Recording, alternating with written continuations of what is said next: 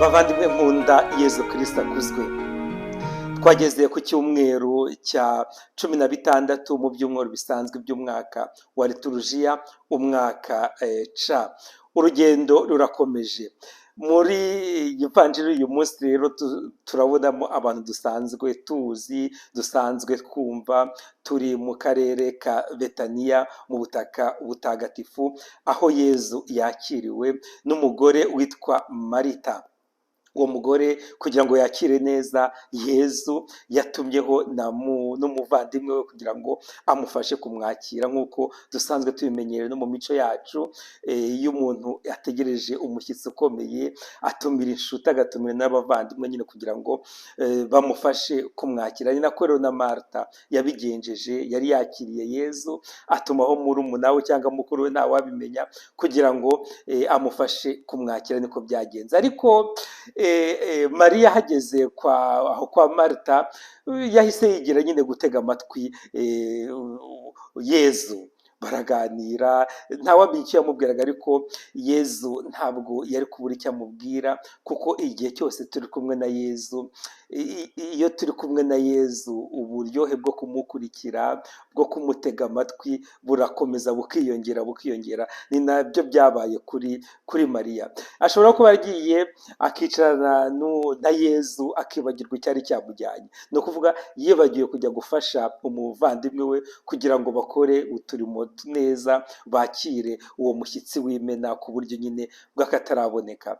Nibwo rero Marita yagiye ajya kubaza Yezu ngo rwose mubwira ze afashe. Ariko Yezu yamusubije ikintu kitwubaka, aravuga ati wowe urimo urashyashyana mu bintu byinshi. Umuvandimwe wawe Mariya yahisemo rwose igice cyiza, kandi nta n'umuntu uzagera na rimwe ukimwambura. Ariko rero mu gihe turimo tuzirikana aya magambo, turibuka ko Yezu ashaka kutwigisha ikintu gikomeye cyane. Burya ari ugusenga, ari no gukora imirimo itubeshaho, byose birajyana. Uyu munsi rero Yezu arashaka kutubwira ngo dukore ikintu cyo kubihuza byombi, guhuza isengesho, kuko isengesho ntabwo ari ukuvuga amagambo menshi gusa, ahubwo ni ugutega amatwi nyine umwigisha wacu Yezu Kristo, ni ugutega amatwi ibyo atubwira, cyane cyane duhereye mu ijambo rye.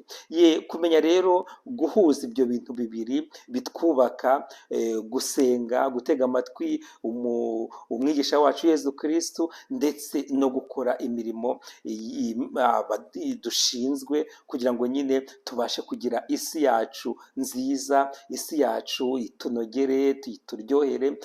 Kandi n'ikindi kintu cyiza ni uko iyo dusenga, iyo dutega amatwi Yezu, tubasha kuronka imbaraga nshyashya kugira ngo tubashe nyine gukora akazi runaka dushinzwe, kandi tugakore neza. Ni ubutumire rero bukomeye Yezu arimo aduha kuri iki cyumweru, kugira ngo tubashe guhuza amasengesho n'ibikorwa, tugere rwose ku bumwe buhambaye muri ibyo bintu bibiri, hanyuma isi yacu tuyigire nziza, kandi urugendo rugana Imana, bityo ruzarushaho kuryoha no kugira ireme. Ikindi twigira muri iyi vanjiri ni ukumenya kwakira abantu tubigiriye Imana, tutabigiriye kubera icyubahiro bafite runaka muri sosiyete y'abantu, ahubwo kumenya kubakira, kubera ko umukristo ari hose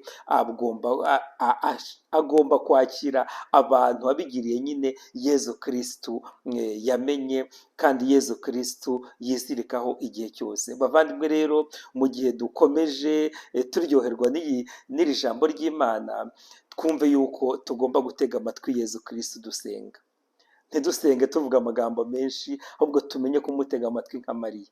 Ariko ntibigarukiraho, uko kumutega amatwi kutuviremo intandaro yo gukora neza, biduhe imbaraga zo gukora neza akazi dushinzwe, tugakorera Imana kugira ngo isi yacu tuyigire nziza, turyohere kandi idushimishe, ishimishe na bose. Noneho tumenye no kwakira nyine abantu tubigiriye ukwemera kwacu, tubigiriye ubukristo bwacu. Maze rero nk'uko bisanzwe mugende murebe ivanjiri y'uyu munsi, nuko yanditswe na Luka ku mutwe wa 10 kuva ku murongo wa 38 kugeza ku wa 42. Nk'uko bisanzwe Imana ikomeze ibagirire neza, ibarebe, ibahe umugisha, ibarinde igihe cyose, ku izina ry'Imana Data na Mwana na Roho Mutagatifu. Amen. Icyumweru cyiza abavandimwe.